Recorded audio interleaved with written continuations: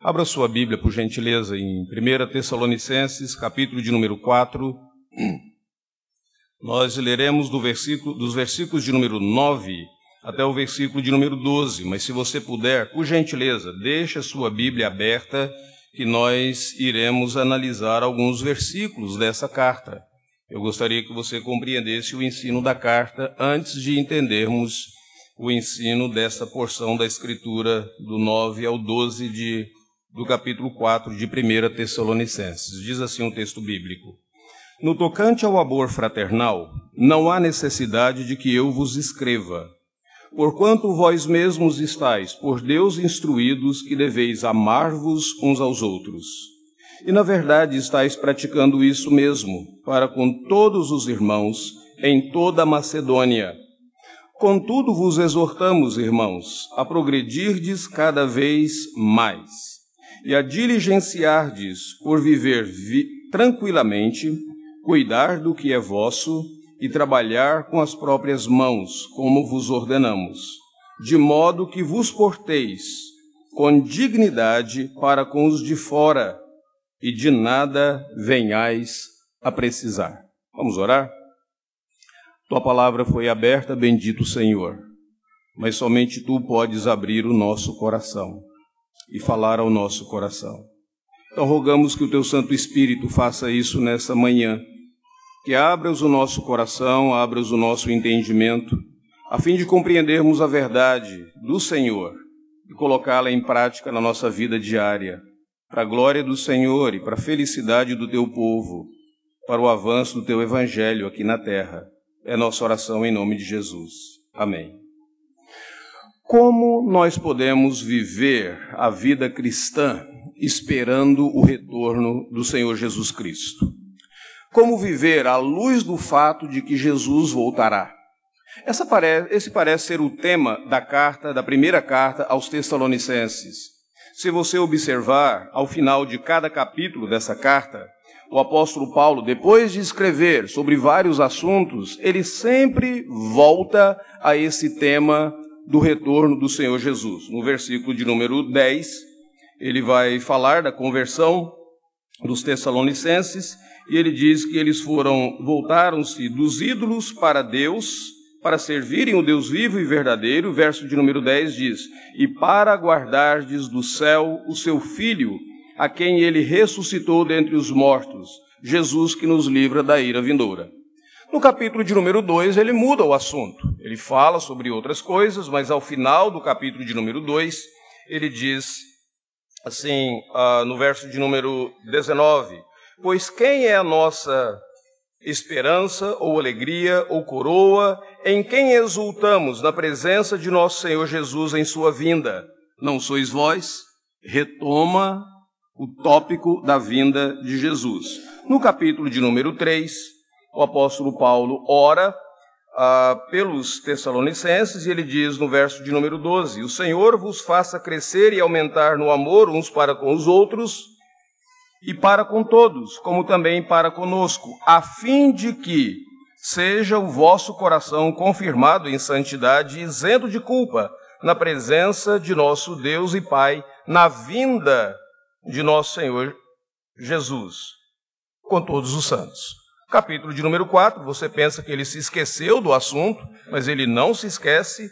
No verso de número 17, ele diz, Depois nós, os vivos, os que ficarmos, seremos arrebatados juntamente com eles, entre nuvens, para o encontro com o Senhor nos ares, e assim estaremos para sempre com o Senhor.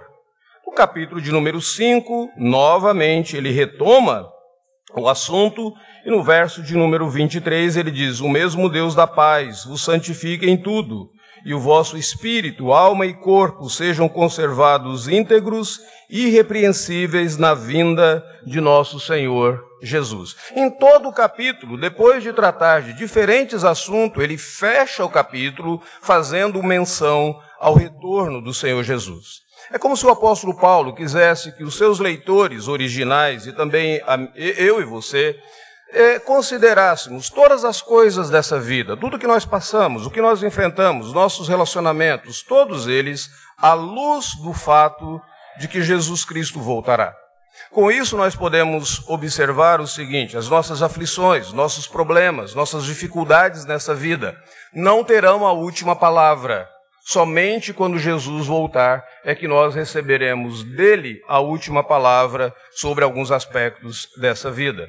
Todavia, eu e você, como também aqueles tessalonicenses, devemos viver o dia a dia aqui sempre lembrados de que o Senhor Jesus voltará, julgará todas as coisas, inclusive os nossos próprios atos e as nossas atitudes, a maneira como nós vivemos a vida cristã.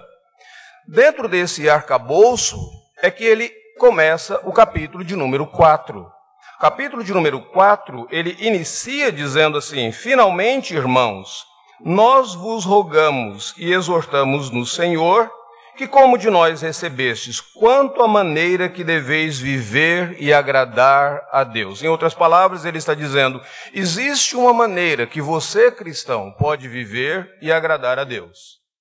Existem várias maneiras como você, cristão, pode desagradar e entristecer o Espírito Santo do Senhor.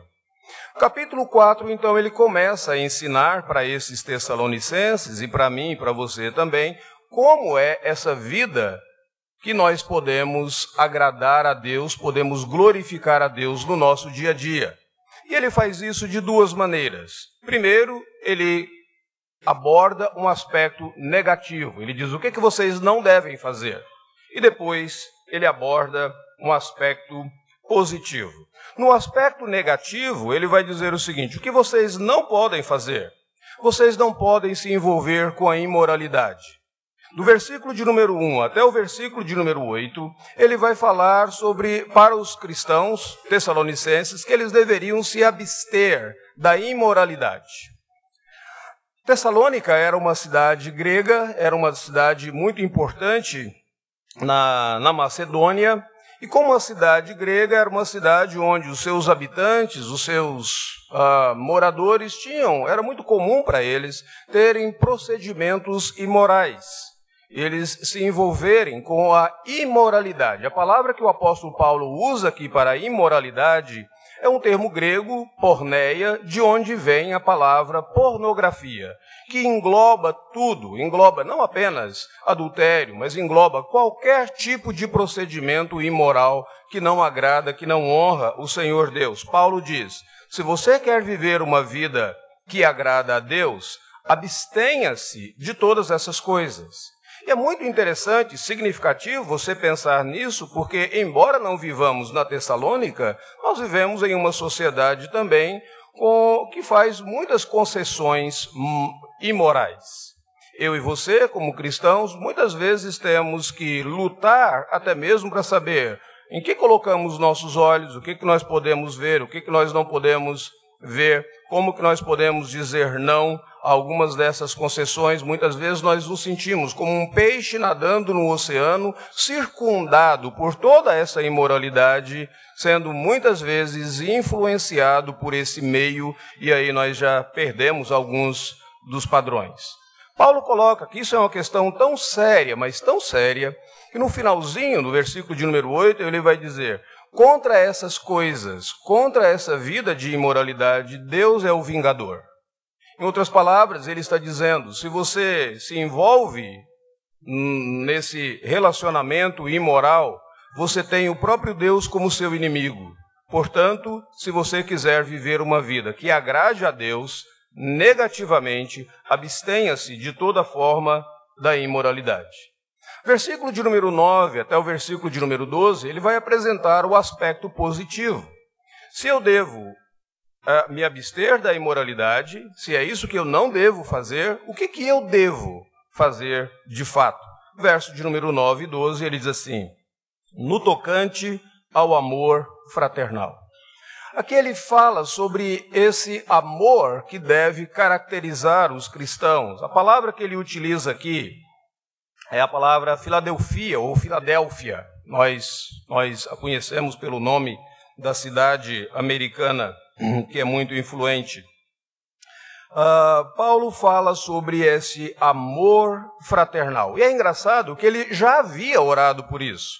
No capítulo de número 3, versículo 12, que nós lemos, ele havia orado para que os cristãos crescessem no amor uns para com os outros, ou seja, no amor fraternal. A palavra Filadelfia, que Paulo emprega aqui, era uma palavra que era utilizada para descrever o relacionamento existente entre irmãos de sangue. Um relacionamento familiar, relacionamento de irmãos que tinham essa conexão biológica. E agora o apóstolo Paulo usa essa palavra e ele emprega essa palavra para cristãos, para pessoas que não têm essa união por sangue, mas pessoas que têm essa união pela fé que eles têm no Senhor Jesus. A lógica do apóstolo Paulo é o seguinte: se todos nós temos Deus como nosso Pai Celestial, nós fazemos parte da família de Deus, e o amor que devemos ter uns para com os outros deve ser esse amor mais profundo até do que o amor que nós temos pelos nossos irmãos de sangue. O fato dos crentes serem filhos de Deus deveria ser essa exigência clara de que no dia a dia, para viver e agradar a Deus, eles devem amar uns aos outros. Esse assunto é um assunto muito importante na Bíblia Sagrada. Talvez nós não nos apercebamos, talvez nós não consideremos quão importante é esse assunto. Mas em outra carta do Novo Testamento, João escreve da seguinte maneira: aquele que diz estar na luz e odeia o seu irmão, até agora está em trevas. Observou a seriedade do assunto? João ainda expande a sua explicação quando ele escreve dizendo: se alguém disser amo a Deus e odiar o seu irmão, é mentiroso, pois aquele que não ama o seu irmão a quem vê, como pode amar a Deus a quem não vê? Paulo pega esse assunto que é importante, e nesses versículos de número 9 a 12 ele diz: se você quer viver uma vida que agrada a Deus, você precisa atentar para a importância da prática do amor fraternal, de amar uns aos outros. Você pode estar perguntando, mas qual que é a relevância disso para a minha vida? Talvez isso tenha sido importante para os Tessalonicenses, mas qual que é a relevância disso para a minha vida atual? Eu e você vivemos em uma sociedade onde as pessoas têm a tendência de privatizar a fé cristã. Muitas vezes você conversa com um irmão, com uma irmã, sobre o procedimento dele ou dela, ele vai dizer: mas você não conhece o meu coração. No meu coração eu amo ao Senhor Deus e você não tem que julgar os meus atos, você não tem que julgar a minha atitude. Essa pessoa está simplesmente dizendo para você: eu privatizei a minha comunhão com Deus. A minha comunhão com Deus é alguma coisa entre eu e Ele, e ninguém tem que dizer nada, eu não tenho que transparecer, eu não tenho que evidenciar isso na maneira como eu me relaciono com outras pessoas. Essa privatização da vida cristã não existe na Bíblia Sagrada. Ela é totalmente estranha, alheia na Escritura Sagrada. Nós vivemos nessa sociedade que tenta colocar as grandes verdades, os grandes compromissos nesse universo subjetivo. Deus conhece a minha alma, Deus conhece o meu coração, e assim por diante. Então é importante abordarmos esse assunto. Uma outra razão pela qual é importante abordarmos esse assunto é porque eu e você somos filhos de uma geração individualista. Uma geração extremamente individualista, na qual nós estamos preocupados conosco. Nós não estamos preocupados com o irmão, nós não estamos preocupados com aquilo que a nossa ação ou a nossa falta dela causa no coração de um irmão em Cristo Jesus. Nessa sociedade individualista, muitas vezes eu e você vivemos esse cristianismo totalmente individualizado. É importante, então, nesses tempos e nessa época, ouvirmos essa exortação do apóstolo Paulo nesse texto: no tocante ao amor fraternal. Não há necessidade de que eu vos escrevas, porque vocês já foram instruídos por Deus para amarem uns aos outros. Eu gostaria de analisar com você, à luz desse texto, 3 coisas sobre esse amor fraternal. Primeiro, quero que nós entendamos qual que é a sua importância? Por que de fato esse assunto é importante?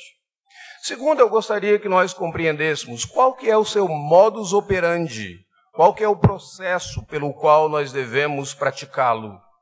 Em último lugar, eu gostaria que nós compreendêssemos qual é a sua influência. Dê uma olhada na importância do assunto quando o apóstolo Paulo diz no verso de número 9, quanto ao amor, ou no tocante ao amor fraternal, não há necessidade de que eu vos escreva, porquanto vós mesmos estáis por Deus instruídos. Paulo está dizendo que esse assunto é um assunto extremamente importante porque o próprio Deus instruiu acerca desse assunto. Esse assunto não vem de um raciocínio humano, esse assunto não vem da necessidade de um construto social, mas esse foi o assunto que o próprio Deus instruiu. O Senhor Jesus Cristo diretamente instruiu acerca dessa questão. Como que Jesus fez isso? De duas maneiras. Primeiro, ele fez por palavras.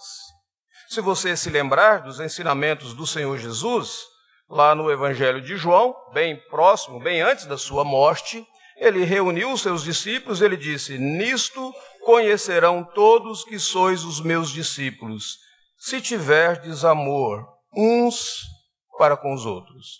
Jesus estava dizendo o seguinte, a marca de nascimento de um crente, a marca de nascimento de um cristão é o amor fraternal.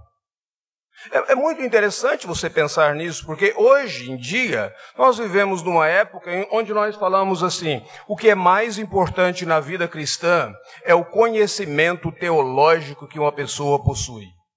É claro que o conhecimento teológico é importante. Por meio do conhecimento teológico você pode discernir o erro da verdade. Por meio do conhecimento teológico você pode ordenar a sua vida, a sua caminhada. Mas se eu e você temos um conhecimento teológico profundo, mas nós não temos amor para com os nossos irmãos, alguma coisa está errada. De fato, nós não temos conhecimento teológico verdadeiro, porque o nosso conhecimento teológico não impulsionou o nosso coração para amar uns aos outros. Outras pessoas dizem, o que é mais importante na vida cristã é a minha atividade, a minha prática, é o meu trabalho. Então eu trabalho muito, eu frequento a igreja, eu vou em todas as programações da igreja.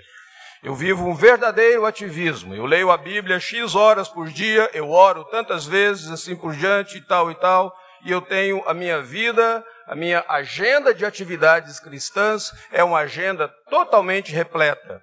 Mas o apóstolo Paulo diz que se eu e você temos todas essas coisas, todo esse trabalho, essa folha de trabalho, e não temos amor fraternal, Paulo diz, nós seremos como o símbolo que retine. Só faremos barulho. Jesus deixou claro que a marca de nascimento do crente é o amor fraternal. Conhecimento teológico é importante, atividade na vida cristã, toda ela é importante, mas sem amor, nada disso tem sentido. Eu e você não estamos honrando e glorificando a Deus, nós estamos simplesmente trazendo atenção para nós mesmos. Então Paulo diz, o próprio Senhor ordenou quanto a isso. O próprio Senhor instruiu a esse respeito. Jesus o fez por meio de palavras, mas Jesus não apenas fez por meio de palavras, ele fez também por meio do seu exemplo. E é interessante que João, refletindo sobre isso, diz assim, nisto conhecemos o amor, que Cristo deu a sua vida por nós e devemos dar a nossa vida pelos nossos irmãos.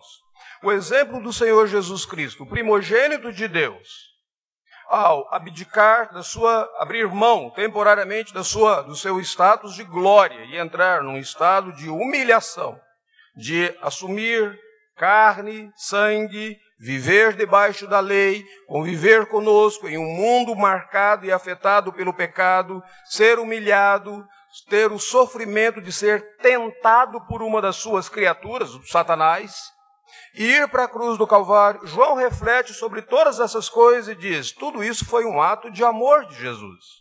E nisso nós conhecemos o amor. Ele deu a sua vida por nós e devemos também dar a nossa vida pelos nossos irmãos. O que João está dizendo é o seguinte: ele nos instruiu pelo exemplo. Ele não nos deu apenas palavras, uma teoria, mas na prática ele nos ensinou o que significa amar uns aos outros. Então Paulo está dizendo, esse assunto é extremamente importante, porque essa é uma instrução que vem do próprio Deus, do próprio Senhor Jesus Cristo. Não é uma sugestão, não é alguma coisa que está condicionada à sua vontade. Se você quiser, você pode fazer. Se você não quiser, você não pode fazer. Não é um assunto que diz respeito às suas afinidades. Muitas vezes nós falamos, eu tenho mais afinidade com o João e não tenho muita afinidade com a Maria. Mas o Senhor instruiu dizendo, se você quiser conhecer um crente, veja como que ele ama os seus irmãos em Cristo Jesus. Essa é a importância do assunto. Como esse assunto deveria ser praticado? Qual que deveria ser o modus operandi, de acordo com o apóstolo Paulo? Verso de número 9, ele coloca uma coisa bem interessante aqui. Ele diz, em primeiro lugar, sacrificialmente. Eu quero que você observe, porque no verso de número 9, ele fala sobre amor fraternal, e depois, no finalzinho do versículo 9, ele volta de novo a palavra amor, quando ele diz assim, deveis amar-vos uns aos outros. Aqui existe um recurso que talvez o português não nos ajude, e aí nós precisamos ir para a língua original, nós precisamos ir para o grego. Porque a palavra que aparece no início do versículo de número 9 é Filadélfia, ou Filadelfia, amor fraternal. Mas a palavra que aparece no fim do versículo de número 9 não é Filadélfia, é agapau, ágape, amor sacrificial. Ágape significa aquele amor que tira você da sua zona de conforto.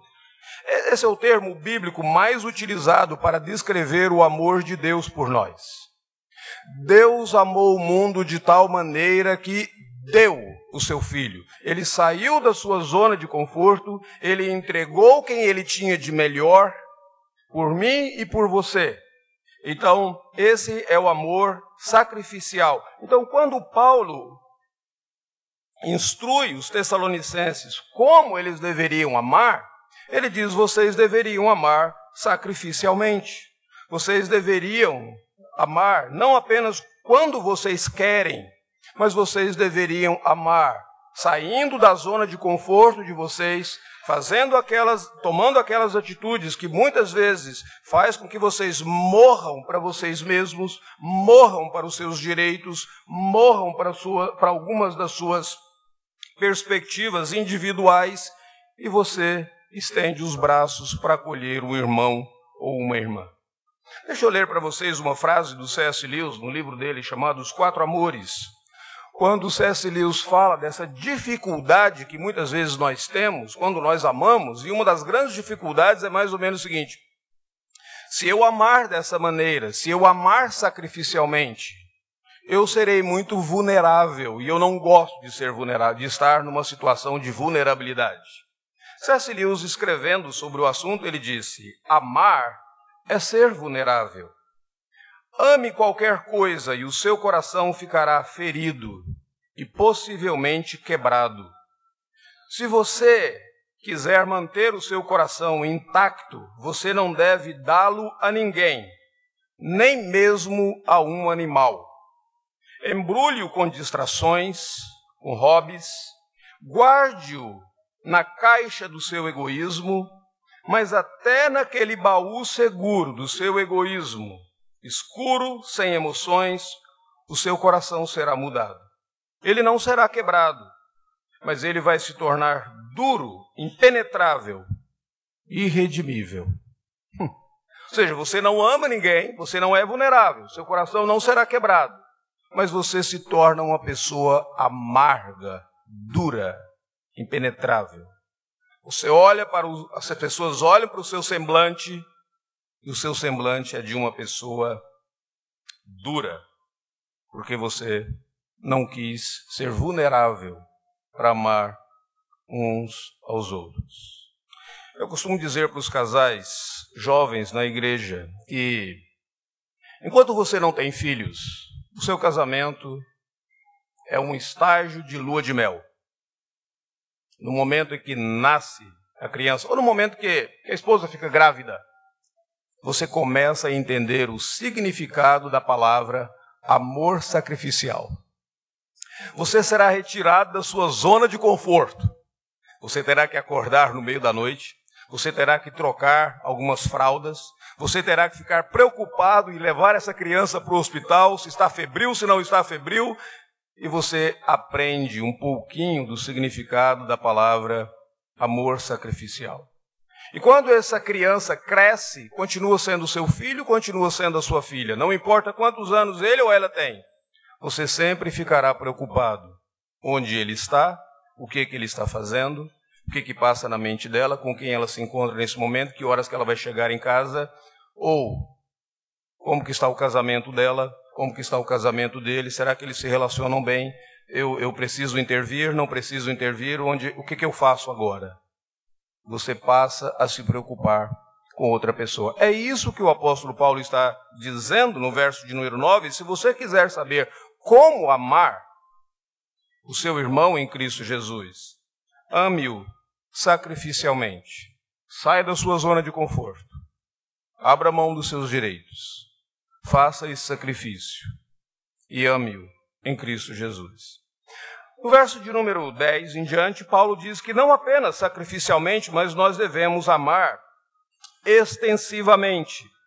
E, na verdade, estáis praticando isso mesmo, Paulo fala para os Tessalonicenses, com todos os irmãos, em toda a Macedônia. Em outras palavras, ele está dizendo, vocês não amam apenas os membros da igreja local. Vocês não estão amando apenas os membros da primeira igreja presbiteriana de Tessalônica. Vocês estão amando os irmãos de todas as igrejas na Macedônia. Vocês estão amando de maneira extensiva.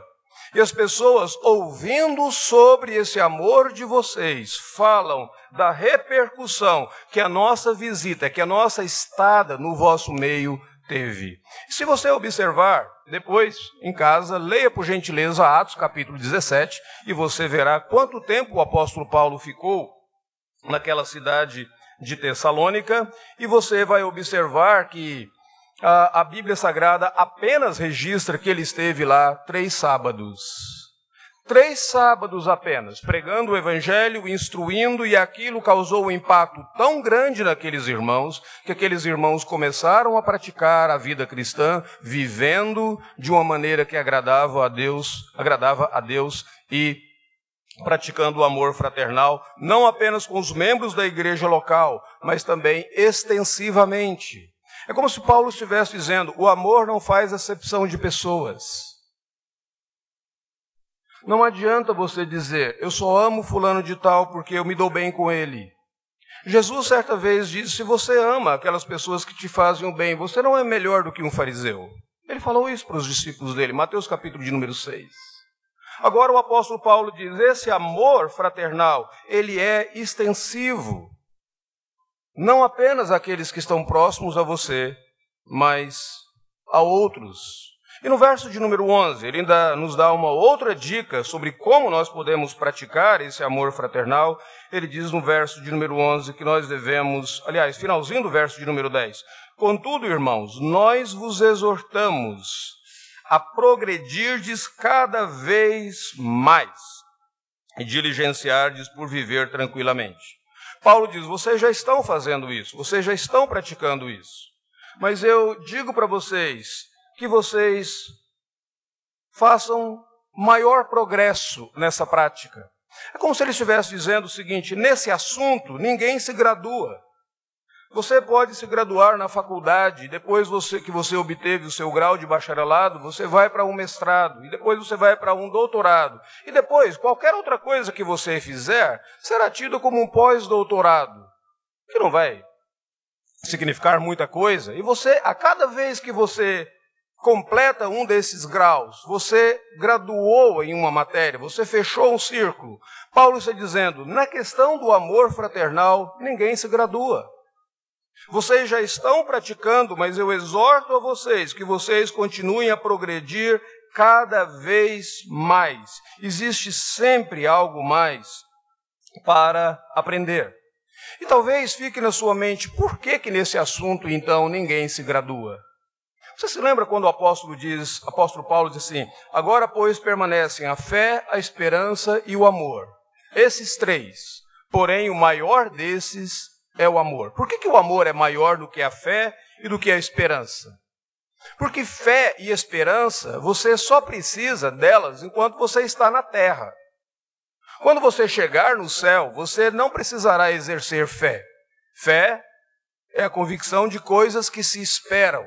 E quando Jesus voltar, você não vai esperar mais, porque já está cumprido, correto? Esperança, você aguarda aquilo que está por vir. Mas quando Jesus voltar, você não precisará ter esperança mais. Essas coisas se concretizaram. E você não precisará praticar nem fé e nem esperança. Mas o amor, você continuará praticando. Mesmo no céu, você continuará praticando. O amor é aquela virtude que você começa a praticar aqui na terra e você a leva consigo para o céu. É por isso que o apóstolo Paulo diz, nessa matéria ninguém vai se graduar. Nessa matéria tem sempre mais por fazer, tem sempre mais para realizar. Você pode progredir. Se você acha que você já está praticando o amor fraternal com alguns irmãos, Paulo diz, eu gostaria que você progredisse ainda mais. Eu gostaria que você aprendesse ainda mais. E como você vai aprender a fazer isso? Verso de número 11, ele vai dizer que você se diligencie a viver tranquilamente. A palavra diligenciar aqui significa ambicionar. Que você tenha essa santa ambição. Por quê? Por viver uma vida tranquila. Santa ambição, na verdade seria mais ou menos o seguinte, que você tenha a santa ambição de viver uma vida sem ambição. Porque quando você começa a viver uma vida ambicionando as coisas, sua vida não é tranquila. Você fica preocupado, você fica totalmente incomodado, você perde o sono com aquilo que você quer ter e com aquilo que você gostaria de receber das pessoas. Fulano não me tratou direito, Beltrano não fez aquilo que devia ter feito, não me deu a devida honra, Beltrano utilizou uma palavra muito dura para comigo, eu preciso... E você fica totalmente incomodado com essas coisas. Sua vida está intranquila. Paulo está dizendo, se você quiser de fato progredir no seu amor, que a sua maior ambição seja viver uma vida sem ambição. Contentar-se com aquilo que Deus tem concedido a você. Que você não traga um peso, um fardo para a sua vida, por causa das inquietações que você tem no seu dia a dia. Antes de ontem faleceu um dos meus professores, um grande mentor, um homem que eu admirava profundamente.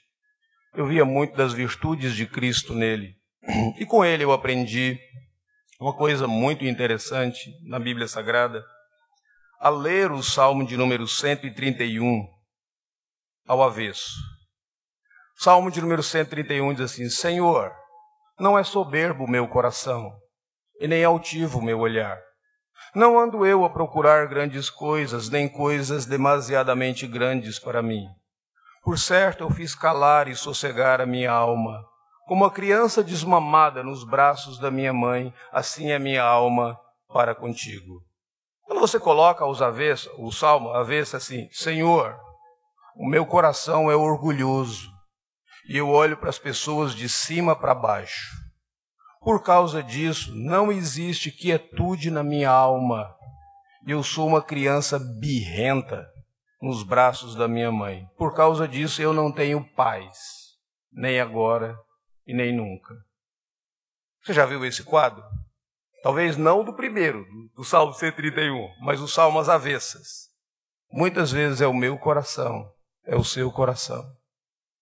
Paulo está dizendo para você não cair nessa armadilha, que a sua maior ambição seja viver uma vida sem ambições, vida tranquila. Segunda coisa que Paulo diz, que você aprenda a cuidar da sua própria vida. Verso de número 11, ele diz, cuidar do que é vosso, trabalhar com as próprias mãos, como vos ordenamos. É como se ele estivesse dizendo, não seja um bisbilhoteiro, para de ficar olhando para a vida do outro. É engraçado nesse aspecto, especialmente nos dias atuais. Eu confesso para vocês que eu sou um camarada, eu sou um jurássico em termos de mídia social. A única mídia social que eu tenho é um negocinho chamado WhatsApp, que eu acho muito oportuno, porque as pessoas podem deixar uma mensagem para mim, eu só lerei quando eu tiver tempo para ler e quando eu tiver tempo para responder. Então eu não preciso responder a uma ligação telefônica na mesma hora. Às vezes eu não tenho condições de fazer isso. Eu faço o mesmo com outras pessoas. Eu escrevo quando eu quero falar, eu digo, posso te ligar? É a única mídia social que eu tenho. Eu não consigo, eu não sei como que funciona um negócio chamado Facebook. Eu nunca vi isso. Aliás, já vi da minha esposa, ela me mostra lá, correndo, mas eu não sei como funciona, não sei como colocar meu nome lá, eu não sei como postar nada, eu não sei, eu nunca tive. Mas, e é interessante porque hoje eu converso com os meus filhos e com os meus colegas que têm mídia social e que são ativos na mídia social. Antes eles me chamavam de jurássico. Hoje, quando nós estamos reunidos, eles viram para mim e dizem, você que está certo. Esse negócio não ajuda ninguém. É um tanto de bisbilhoteiro vendo a vida do outro aqui, ali e tal, e criando contenda. Não dá. Você que está certo. Você está alheio a tudo isso. Às vezes eu chego no trabalho, alguém diz, você viu o que aconteceu? Eu digo, hã? Eles dizem, de onde você vem? Eu digo, de casa. Eles dizem, mas você não olhou no Facebook? Eu digo, eu não tenho. Eu me lembro quando um rapaz de marketing chegou no Mackenzie e estava dando algumas instruções de marketing para os professores. Ele disse, então você usa o seu Facebook dessa maneira. Eu disse, tem alguma outra opção? Ele disse, o senhor não tem Facebook? Eu digo, não. O senhor quer que eu faça um? Eu falei, não. O senhor nunca usou? Eu falei, não. Eu disse, não é possível, é a primeira pessoa que eu conheço. Eu disse, então registra aí, talvez eu entre nos Guinness, não é? É um recorde. Passou todo o tempo do Facebook e nunca teve um. Mas eu começo a observar como que tantas vezes nós não cuidamos da própria vida para tentar cuidar da vida do outro. Nós não cuidamos do nosso casamento e queremos dar instrução para o casamento do outro. Nós não cuidamos dos nossos filhos e queremos dar instrução para os filhos dos outros. Nós não cuidamos do nosso testemunho e queremos dar instrução para o testemunho dos outros. Paulo está dizendo, para você progredir na vida espiritual e no amor fraternal, não seja um bisbilhoteiro. Cuida da tua própria vida. Em último lugar, nós precisamos concluir. Qual é a influência desse amor fraternal? Versículo de número 12, Paulo escreve sobre isso. Paulo diz assim, que quando eu e você progredimos no amor fraternal, vivendo vida tranquila, cuidando do que é nosso, ele diz, de modo que vos porteis com dignidade para com os de fora, e de nada venhais a precisar. Em outras palavras, os de fora verão o nosso exemplo. O mundo está sempre olhando para a igreja, para criticar e zombar a igreja, ou muitas vezes para se orientar, até mesmo pela igreja. Paulo diz que a vida digna dos cristãos é um testemunho dos de fora. A verdadeira prática do amor fraternal inspira outras pessoas. Houve uma música em 1969, eu sei que alguns de vocês não tinham nascido naquela época, mas ela causou um impacto e provavelmente você deve ter assistido, principalmente porque ela se tornou o tema daquele filme romântico muito assistido no mundo todo, chamado Rambo. Rambo 3. É bem romântico o filme, então algumas pessoas assistiram. O título da música é Ele não é pesado, porque ele é o meu irmão. A história da música é interessante. Ela ganhou uma popularidade, foi gravada por várias pessoas e mais recentemente, depois que houve um acidente na Inglaterra, no estádio de futebol na Inglaterra, vários artistas britânicos resolveram gravar a música para angariar fundos para reconstruir aquela cidade, para reconstruir ajudar as pessoas que tiveram familiares mortos naquela tragédia de Liverpool, acho que foi próximo 2012, alguma coisa assim, mais ou menos. Mas a letra da música fala de uma pessoa que está carregando outra, de um menino que está carregando o seu irmão, e de repente, depois de muitos quilômetros, chega alguém e fala para ele: você deve estar cansado, não é? Porque ele é muito pesado para você. E a criança responde: não, ele não é pesado, porque ele é meu irmão. Se é irmão, não deveria pesar. Se é irmão, não deveria ser um fardo. E como aquela atitudezinha da história de uma criança influenciou para criar uma música que foi passando de gerações e gerações, gerações e gerações, imagine você a prática do amor fraternal da igreja nos dias atuais.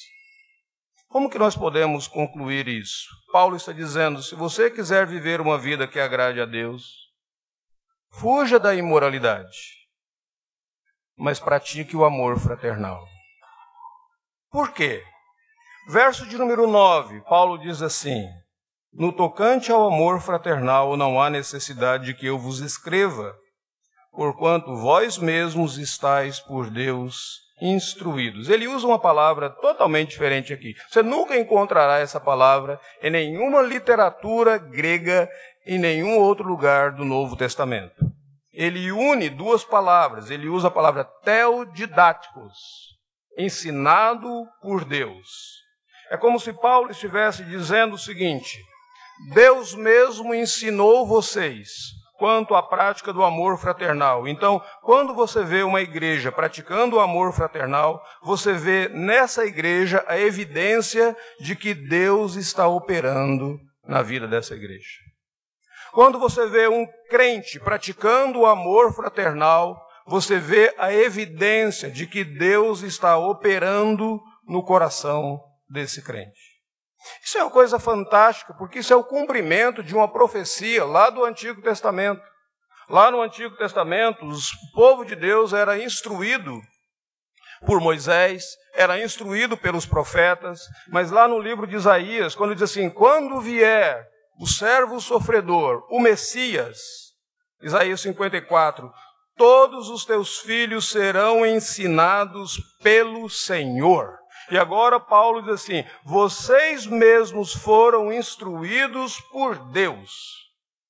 Quando você consegue amar o seu irmão da maneira correta, isso é uma evidência de que Deus está operando na sua vida. O Espírito de Deus está transformando o seu coração, porque naturalmente você não faz isso, somente pela operação de Deus na sua vida. Versículo de número 12, ele diz: quando você consegue amar o seu irmão corretamente, essa é a melhor maneira de você testificar do Evangelho para outras pessoas. Os de fora vêm, e eles não precisarão mais ser instruídos sobre alguma outra coisa. Às vezes nós ficamos sempre procurando qual que é a melhor estratégia de pregar o Evangelho para esse mundo que nós vivemos. É tão difícil pregar o Evangelho, as pessoas parecem surdas para a verdade da palavra de Deus. Queremos uma estratégia daqui, queremos uma estratégia dali, queremos uma programação do lado de cá, outra de lá. E Paulo simplesmente diz: se você amar o seu irmão, os de fora verão.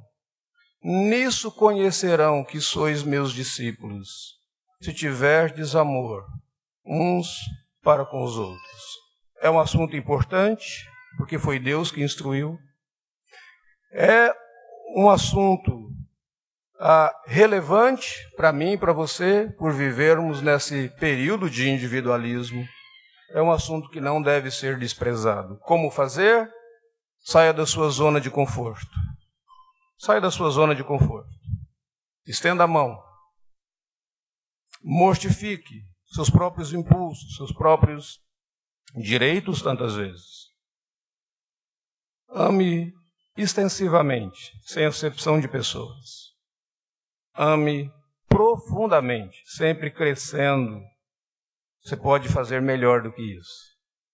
E sabendo que o Senhor Deus receberá a glória e os de fora verão uma igreja que vive segundo a instrução do Senhor. Operação de Deus na vida desse crente. Operação de Deus na vida dessa igreja. Vamos orar? Senhor bendito, nós pedimos que abra os nossos olhos para compreendermos a verdade da Tua palavra.